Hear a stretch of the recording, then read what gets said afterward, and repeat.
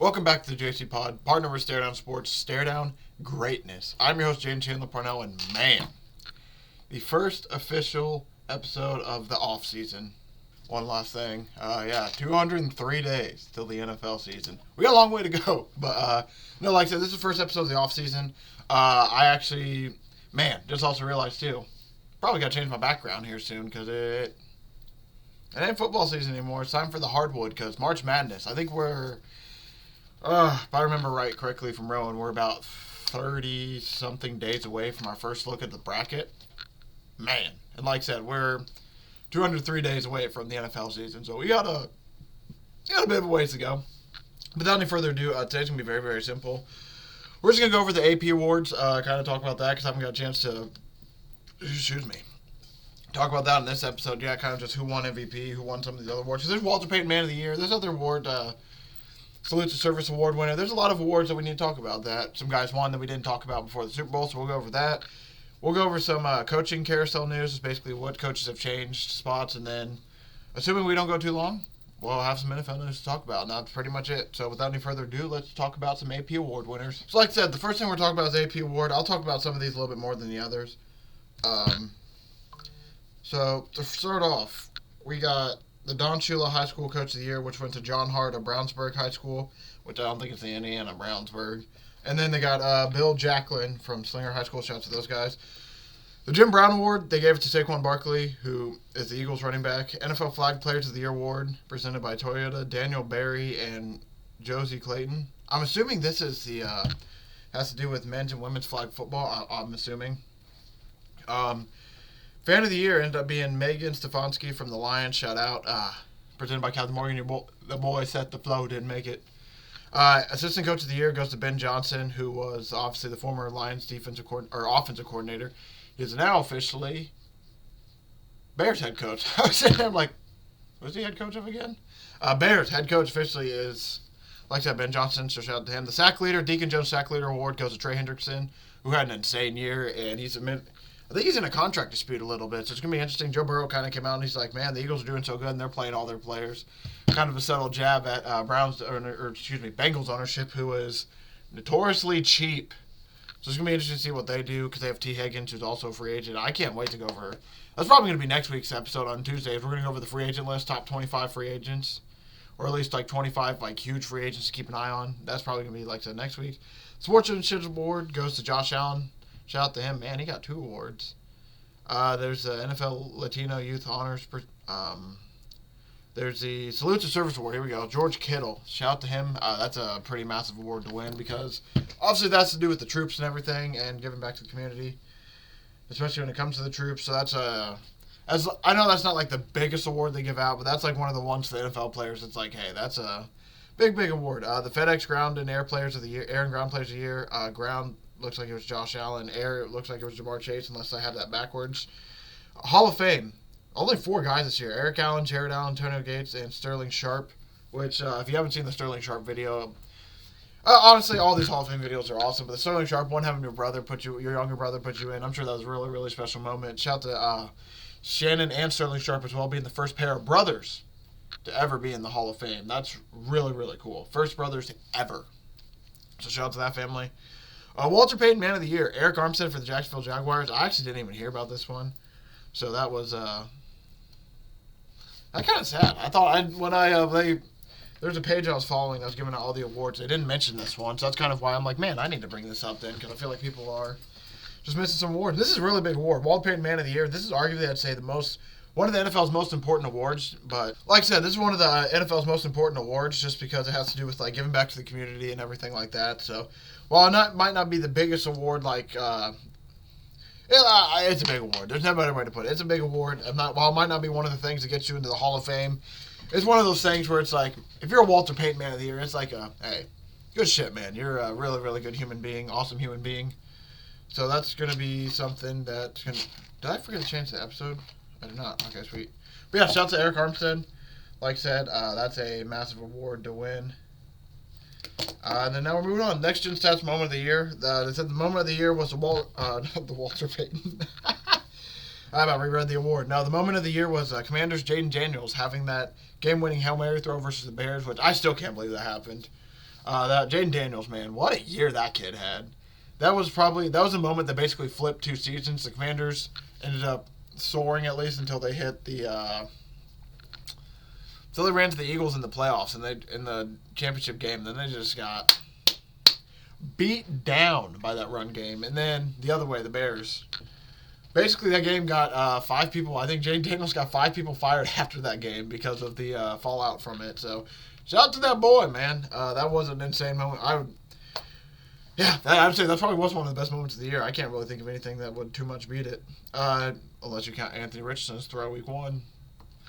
Jared Verse, he won Defensive Rookie of the Year. Shout out to him. He had an amazing year. I'm excited. Latu. I'm excited for him to get in a new defense. I'll actually allow him to play a little bit because I'll admit I trashed him a little bit on the show. Looked at his stats and then realized how much he actually played. Not horrible because I'll admit, as a Colts fan, I wanted Jared Verse basically about halfway through the season and on because I'm like, man, this guy's really good. Our rookie isn't doing too well. Like, what is going on? Then you look a little bit deeper in the woods. I'm like, okay, so Latu might be fine, but Jared Verse, man. Insane year. This looked like he was, I'm not going to say steal of the draft, but one of the defensive steals of the draft. I mean, there's a lot of defensive rookies that played, like Cooper DeJean. He played really well. Quinion Mitchell played really well. I'll admit, Latu played not horrible he wasn't given enough snaps. I didn't realize that watching Colts games. It was just, it got so bad, I guess I just blocked most of it out. But looking back, it's like a lot of the rookies this year were really good. I mean, even Brock Bowers on the offensive side. Jaden Daniels, who shout out to him, won Offensive Rookie of the Year. This is a really good class for rookies, so it's going to be interesting to see how many All-Pros and all that we get out of this class because, like, you got to think, like, Jaden Daniels is going to be really good. Jared Verse going to end up being good. I would hope Latu's good, but Brock Bowers, probably going to be good. Quinion Mitchell, yeah, I think he's going to be good. Xavier Worthy, probably going to be pretty good based on what we've seen. Like, if you look across this rookie draft, I mean, man, dude. We got some studs. Yeah, I mean, like, well, let's go with, I didn't even mention Caleb Williams, draft number 1. We got Caleb Williams, Jaden Daniels, Drake May, Marvin Harrison, Joe Alt, Malik Neighbors, J.C. Latham, Michael Penix, Roma Dunze. Jay McCarthy was hurt. Olaf Shanu, I actually don't know how well he played. Bo Nix played pretty well.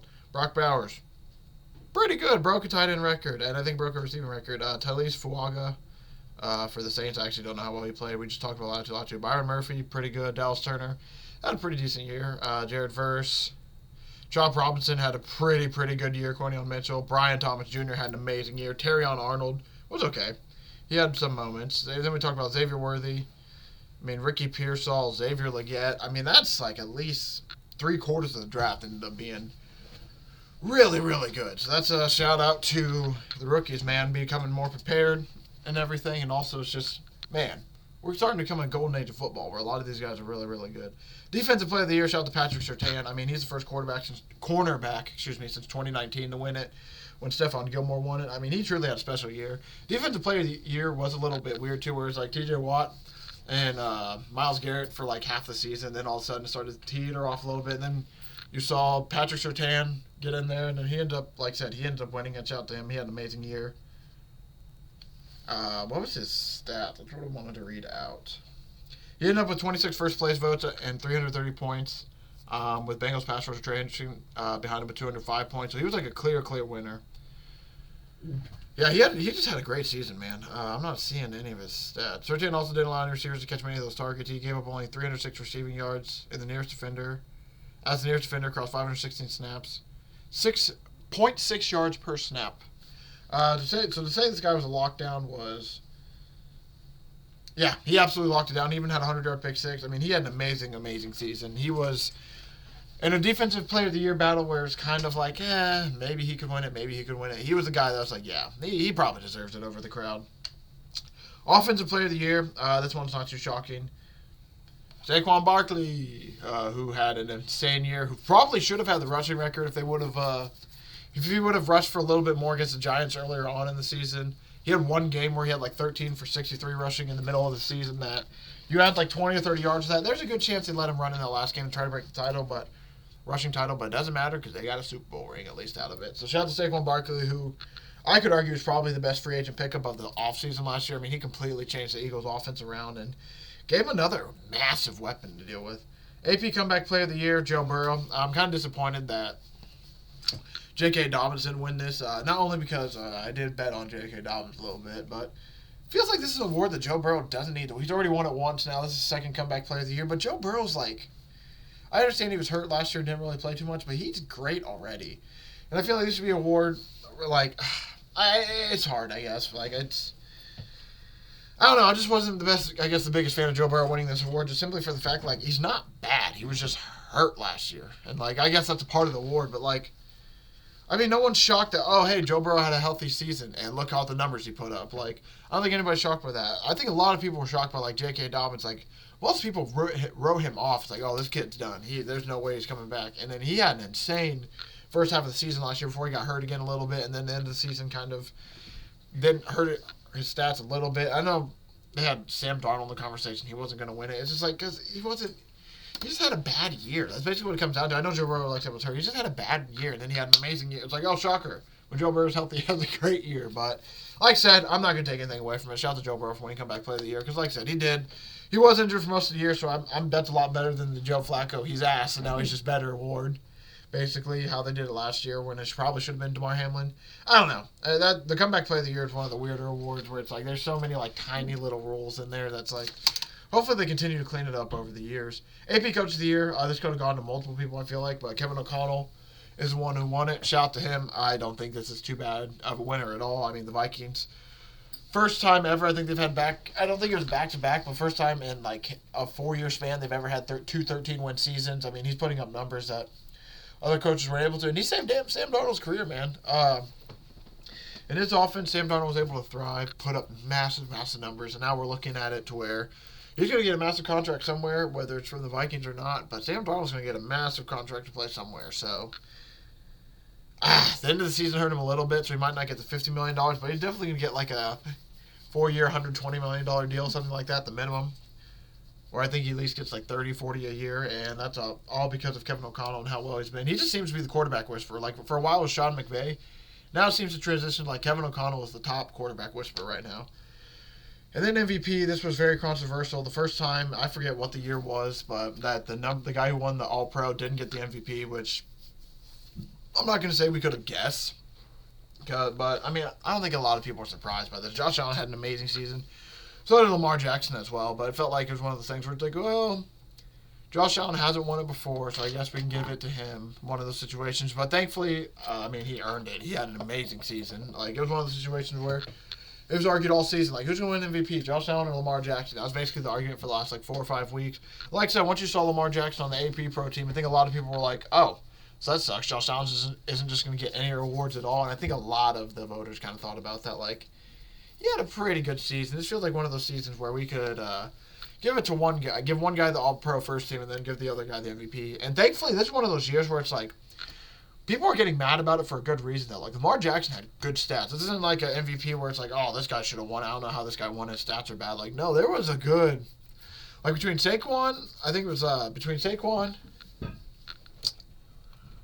I don't know why I'm spacing names, Josh Allen and Lamar Jackson. I think those three truly had, like, a shot where it's like, any of these guys realistically could win MVP. They've had that good of seasons that I think all three of those guys for sure have earned it. So, see Josh Allen win it, I don't think it's the most shocking. It's like, hey, congratulations, Josh. That's going to be something that he's going to remember forever. It just sucks that, they weren't able to beat Mahomes again. And that's going to be another interesting fact. What do they do next season to build up the Bills? Because, like, now you got an MVP quarterback who, can make almost any play, it seems like.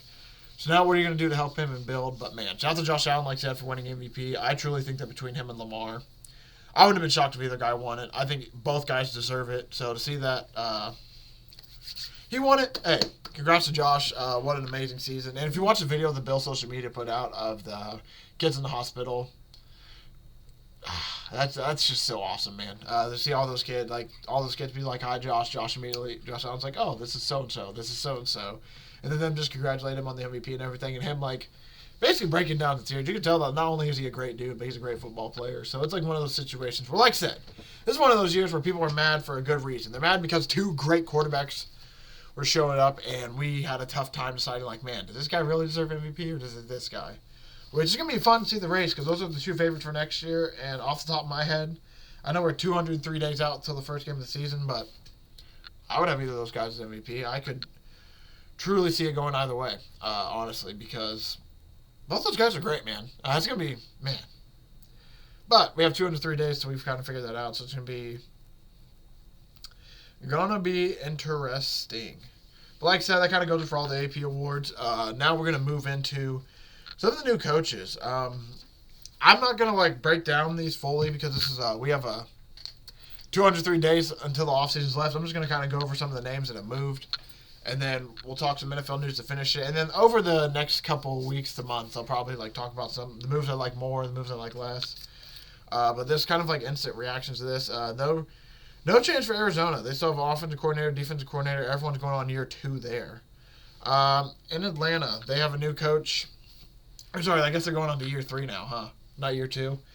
They have Jeff Ulbrich, who came in as the defensive coordinator, which he didn't. I don't know. The only thing is that when he became the full-time DC and full-time head coach for the Jets, their defense actually stepped down a little bit, so that's my only concern. But having a what is it? Being a head coach, I feel like, and being a defensive coordinator, like that's 2 completely like huge different responsibilities. So I'm hoping that it'll be a little bit better. You would think for Jeff Ulbrich, but I just don't know for sure about the move. We're gonna have to see. I don't think he's a horrible move, but I don't think it's the best. As of right now, Baltimore bringing everyone back, which it would make sense. Todd Monken's going into his 3rd year, Zach Orr in his 2nd year. I think they're just going to find help for Zach Orr, if anything. As of right now, at least, obviously. Buffalo keeping everybody. Carolina keeping everybody. Chicago, clean slate. We got Ben Johnson, Declan Doyle, and Dennis Allen as your head coach, offensive coordinator, defense coordinator. Man. I actually don't know. Oh, man. I don't know how the Bears are going to be next year. I think they're going to be better, but it's one of those situations. If they don't draft any until they draft offensive linemen, I really don't give them a true shot because you're in Chicago. They need to be able to run the ball. They need to be able to protect Caleb Williams, which is something that they struggled with to do both last year. Cincinnati, I love how this chart has it. They have Zach Taylor, and then offensive coordinator Taylor calls plays. So they might have an OC there, but it's not a true OC. And then defensively, man, they took my boy Al Golden from Notre Dame. That, I think, will be a pretty decent move. He had a really decent year at Notre Dame. I thought he had a really good season. Cincinnati wide, we just talked about that. Oops. Cleveland, they're bringing in Tommy Reese as an offensive coordinator. I just don't know what they're. I can't wait to talk about Cleveland this offseason. They're an absolute mess. As long as Deshaun Watson's there, it's a reverse Chiefs, basically. When the Chiefs were going to Super Bowl, it's like we're picking the Chiefs until they lose, which they finally lost, and now we got clean slate across the NFL. But for this one, it's like, all right, until Deshaun Watson leaves the Browns, I really can't take them as serious because they don't have a quarterback. Dallas, whole new slate. Brian Schottenheimer's new head coach. He is calling plays, so it's going to be interesting who he hires as his OC. I don't know if he has yet or not. Dub Mountain. Then they have Matt Eberflus on the defense. I don't know, man. Feels like of all the moves for the Cowboys to make, this is one where it's like, I guess they're going so far out. They're going out on a limb that's like, this is so exotic, it might just work. But I don't know. We'll have to see. John Morton and Kelvin Shepard are the new Detroit offensive defense coordinator. Dan Campbell there, they're going to be good. It's just going to be interesting to see what changes they make. Offensive coordinator for Green Bay. Oh, I'm sorry, Green Bay, they also did the same this season.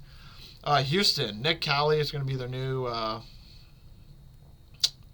OC. For the Colts, it stays the same. Stan Scheichen, Jim Bob Cooter. But they do bring in Lou Anarumo, which I think will be huge help because Gus Bradley basically just sat in the same defense all game and barely adjusted. Or he would adjust, obviously, but not nearly as much as some other guys because he liked his scheme. I think there's going to be a lot more adjustments under Lou Anarumo, and I also think that Lou kind of took the fall guy for Cincinnati because they wouldn't pay his defenders, and then he basically gets kicked out of town because the defense can't get a stop. When also their head coach, Zach Taylor, likes to throw the ball a lot and not get the clock moving. I mean, there's enough at least to look at there where you kind of can be like, oh, hey, he might be okay and stand a chance. Jaguars, they got a whole new staff, Liam Cohen, Grant Udinsky, and Anthony Campilani. I have no... Campanelli, I don't know. I think the Jaguars are just going to be bad. They got a long way to go. So it's going to be interesting if this could be the guy that maybe turns around. KC, they're keeping everybody as of right now. I would say, if anything, maybe they get a new offensive coordinator. And by that, I mean maybe somebody not in Matt Nagy's role. Because we know Andy Reid's probably calling plays. But I would see if anything they might change like the role Matt Nagy has and put somebody there, but I don't know why you would change it too much when it just seems like you're just missing an offensive line. Las Vegas, they got Pete Carroll, Chip Kelly, the new guys. Patrick Graham's the guy staying. Chargers, Rams, Miami, and Minnesota, all no changes there. Going to be interesting to see what goes on there. New England, Mike Vrabel, Josh McDaniels, and Terrell Williams. Whole new staff. I think the Patriots are going to be so much better, though. Not the biggest fan of the Josh McDaniels hired, but I think he fits the best with Vrabel, so kind of makes sense. And then also, I just think New England's going to be so much better now with an actual head coach. No offense to the boy from last year, Gerard Mayo, but I just don't think he was ready. New Orleans, we got Kellen Moore, who was just announced, I think, a week or two ago as the new head coach for the Saints. So shout out to Kellen Moore. Taking the Eagles to the Super Bowl as the offensive coordinator won him a head coaching job, and it's smart for him to take it at this point because if we remember last year, Slowick did not take the job, and you saw what happened to him. Very next season, he gets fired, and now I think I'm going to read it in the news that he becomes an OC for somebody instead of getting head coaching opportunities. So shout out to him. The Giants, Brian stayed the same. Jets, Aaron Glenn, Tanner Inkstrand, and Steve Wilkes, whole new staff there. Philadelphia stays the same. Pittsburgh stays the same. San Francisco, Robert Saleh is back in San Francisco, which I think would be an awesome move for him. I think awesome move for the defense, get them back to what they were. Seattle and Tampa Bay have new offensive coordinators. Clint Kubiak for Seattle, John Grizzard for the Tampa Bay, and then other than that, Tennessee, Washington stays the same. And that's all the head coaching changes for the offensive, defensive coordinators. Obviously, there's some special team coordinators moving. There's some pass game, run game coordinators moved as well that we didn't get into. But overall, I just at least want to talk that part of the coaching changes because, yeah, some big coaching changes. We got some brand new coaching staff, like I said. I just at least want to talk about them a little bit now as the season goes on. We got a long off season. We'll break down some of the coaching staffs and what I think about each one of them and moving forward and so on and whatnot. But to end it, let's quickly go over some NFL news. We got some small tidbits I would like to talk about. I actually had this written in, we might go in reverse order. I might go from the bottom up, assuming that the page is still open. I pray it is. So we'll start from the bottom up, actually. So Jalen Hurts obviously wins Super Bowl MVP. That's not too shocking at all. Apparently, Travis Kelce says like he's undecided in his future. I don't think he's going to retire. I don't think he would have retired after the third Super Bowl. I think he would have been way more likely to. But I don't know. Guys like that, it's like they love playing football. They love being great. And he's so close to passing all these Jerry Rice records. So I feel like he's going to want to stay for an extra season or two just to pass the Jerry Rice records and then kind of call it a career, especially now. I think if they win the Super Bowl within the next 3 years, he calls it for sure at this point. Because I think we came out 3-4 weeks ago and said that, like, I give him, like, 3 to 5 years. Probably on the lower end with 3. I don't think he's going to make it fully to 5. But, yeah, shout out to Jalen Hurts. Like, I just can't believe how much the Eagles dominated them. Like, that was domination. Absolute domination. The 3P, apparently, let me talk about the 3P fired up the Eagles defense. It was kind of a slap in the face for us. You got to admit it, because especially as, like, athletes, if guys are going out and asking, like, Pat Riley, like, hey, can we get some 3P shirts? Can we do this? Let's plan all this amount. It's like, you still got to play the game, boy. Like, we're right here. You're just going to... I can see how that makes them a little bit mad, and I can see how they feel that way. Eagles, Sirianni came out and said that Fangio's the best defensive coordinator in NFL history. I think that he cemented his legacy as the best defensive coordinator of all time. I want to see if he had any more quotes. He did not. I wouldn't say he's the best of all time, but I think Vic Fangio is one of the better defensive coordinators. I do think he's in, like, a top echelon. So the fact that he has a Super Bowl ring now, I think that just puts him that much more in that top echelon with those guys. So shout out to Vic Fangio because I think he is a guy he's been coaching, I think he's heard since 1986 in the NFL. So finally get a ring after that whole time. It's probably like, yes. Not only is it relieving, it's a guy who deserved it because he's really well. The Higgins' decision to remain with the Bengals is not in my court. It's like we all want core pieces. We all want to keep the core pieces what it is. Obviously, we want to build something here. And Cincy, Higgins said, but it's not in my hands right now. I got to do what I need to do. And if that's go to another team, that's what happens. I would love to stay here in Cincinnati. I love it here. I love the city. I love the fans. I love the coaches, everything in the building, but it's not in my control. I don't know. I was just trying to think of a way to put this. Weird situation. It's just a really, really weird situation with the Bengals. Because, like, you would think they want to pay Higgins to keep him, but at the same time, it's like, man, you're going to pay Burrow, Chase, and T. Higgins all of a sudden. It's like, boom, there's majority of your money. All right, good luck everywhere else. It's kind of a Hard choice to make. So, yeah, that's going to be one of the biggest stories in the offseason. Is like, where does T. Higgins go? Who gets T. Higgins? And how much does that change their trajectory as a team? The Super Bowl this year, even in a blowout, had 126 million viewers. That's a lot of people. So, shout out to the NFL. Still being the NFL. So, Aaron Rodgers is not going to go back to the Jets. He is now going to be basically a free agent. So, it's going to be interesting to see. Obviously, I think he's going to play one more year. At least 1 or 2 more years. So, it's going to be interesting to see what team he go to. Apparently, there's rumors out there. Adam Schefter said Las Vegas. I would think he'd go to Las Vegas so they could at least train up a young guy behind him. But it sounds like Las Vegas might go after Sam Darnold heavy. So that's going to be interesting because if they get Sam Darnold, all of a sudden it's like, hey, does Aaron Rodgers go to the Vikings? And all of a sudden we got the Brett Favre saga all over again. But very, very interesting what's going to happen with Aaron Rodgers because he does have some decent football left. I mean, he didn't play horrible. The end of the second half of last season, he played pretty well. It's just, the record was horrible, and he didn't play amazing. He just played all right.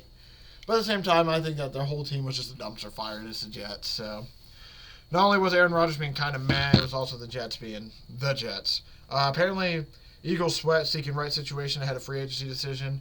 I would not be shocked if he came back to I wouldn't be shocked if he came back to the Eagles, but money's important, sure, but I want to be in the right situation.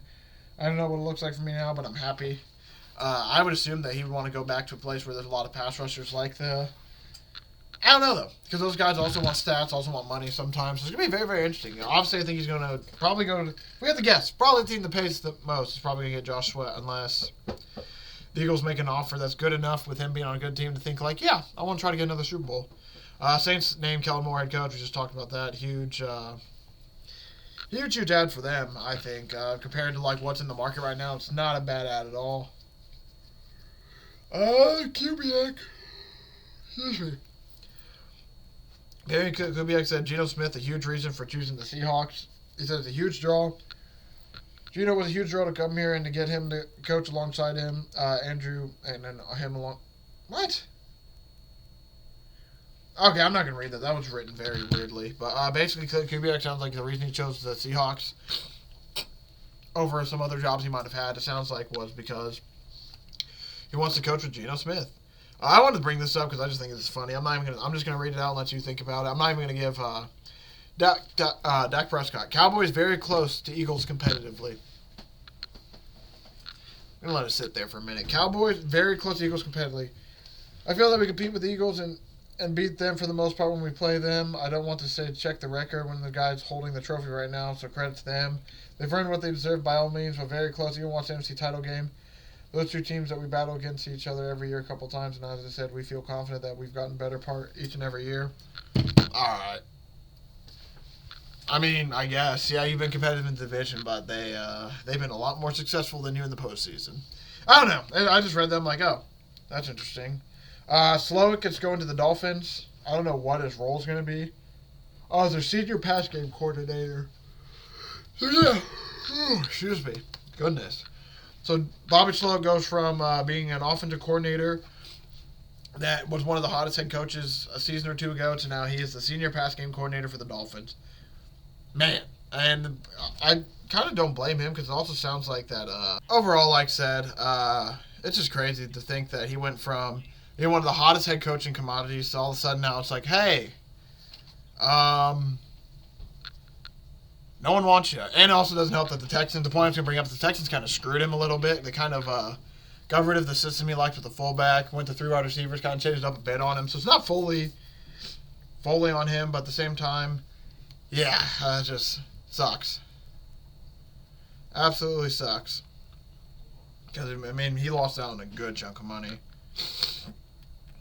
Saquon came out and said Saquon came out and said that so many people after the Super Bowl reached out to him from the Giants. He said, yeah, I mean, the clip doesn't really display my relationship I have with the organization from top to bottom. They're the people that brought me in. The running back responded after going Hard Knocks clip. Oh, the Hard Knocks clip, yep. It's after the game, so many guys, people from the organization, they reached out to me and were happy. One for my birthday and to see me hold the Lombardi Trophy because they know how much hard work I put in.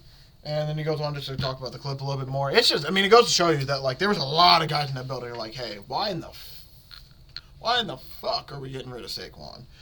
And it just goes to show that sometimes Man, the Giant. It's like, what is the more? I think he said Manabee's really sad to Saquon to go. He's their best seller. And then what does he do? He goes to another team and helps them win a Super Bowl. And it just goes to show you, like, yeah, we're doing something really, really wrong over here. If weren't able to win with that guy, and they're able, all they needed to add was that guy, and all of a sudden, boom, their team became that good. It's just crazy, man. I just can't believe the Giants got rid of Saquon. Still can't believe that. And it's just like, wow, man. Crazy. They get rid of the Giants, or they get rid of Saquon, they're going to be like a top 5 pick. Eagles get Saquon, they're about to have a chance to win back-to-back Super Bowls. I mean, sheesh. Jermaine Pratt. Jesus, George. Jermaine Pratt requested a trade from the Bengals, and this comes after he comes out. He basically Lou Anarumo guy is what it comes down to, and he really likes Lou, and he didn't like what they did. He didn't like them getting rid of him, basically, so he's like, all right, I want to trade too now. So keep an eye on him to potentially go to the Colts. That's the whole reason I brought that up. Lions season opener potentially is going to be against the Eagles. That's what Amon-Ra St. Brown said.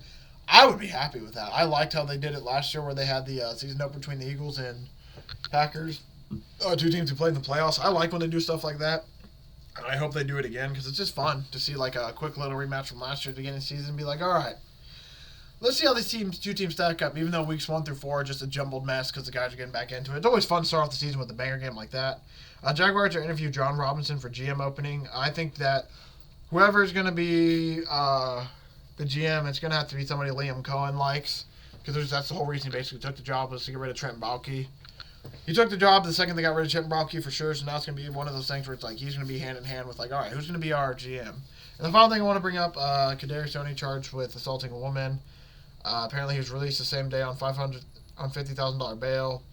And, man, it's just crazy. Kind of the fall for grace he's kind of had, where he's the top guy kind of for the Giants. The Chiefs get him. Kind of falls apart for the Chiefs. And then, yeah. Leads to where it is now, where he's just, I don't even think he's on the team right now. But yeah, last thing I actually do want to bring up, that's just Kelsey uncertain about future. We just talked about it a little bit earlier. It just wasn't our day, Kelsey said. Couldn't find a lick of momentum. I'm kicking myself for some of the tiny decisions I made on the field. I wasn't the best leader that I could have been, motivating my guys and keeping the guys calm, cool, and collected. But a lot of that myself. And it's like, all myself as a guy who's been in that building for the last 12 seasons, seen a lot of football, and actually seen a situation just like this in the Super Bowl. So yeah, it kind of sounds like, that sounds like a lot of words from a guy who's at least eager to play another season or two, at least get back to the Super Bowl. Now, if they lose in the Super Bowl again, maybe that's the point where he's like, you know what, we've made it. I've had a nice career. I'm probably done. But I think he at least comes back for another run or two because, like I said, I don't think Travis Kelce's going to go out on that note where they played pretty bad. But that's going to do it for today. Thank you for watching. Thanks for support. Really do appreciate it. Like I said, a lot of these offseason ones are going to become a lot shorter, especially now that we have like stuff like kind of planned for the shows where it's like, all right, we're going to talk about like these 3 or 4 things. Sometimes those 3 or 4 things will be a little bit shorter. Sometimes it'll be longer. It's not like game breakdowns where I can get lost in like, oh, this moment happened, where, you know, I plan the episode out a little bit, but then as I get on, I kind of remember some stuff from the game. This is going to be a little bit different. Obviously, it's off season, man. I can't wait to have my boy Rowan on soon and talk to March Madness. I need to get a hold of him for that because we need to talk some college basketball and get ready for March Madness. WNBA is coming up too. I might have him talk a little bit about that. Might need to do some NBA talk as we get closer to playoffs there. I don't know. Obviously, the main focus in the offseason is going to be football, but we need to talk about some March Madness. We need to talk about some golf a little bit, talk about some WNBA. We got some stuff we need to bring up a little bit. And then, man, we got to change the background soon because it's sadly not football season anymore. But thank you all for watching. Thank you for it. Really do appreciate it. I will see everyone back in this feed on Tuesday.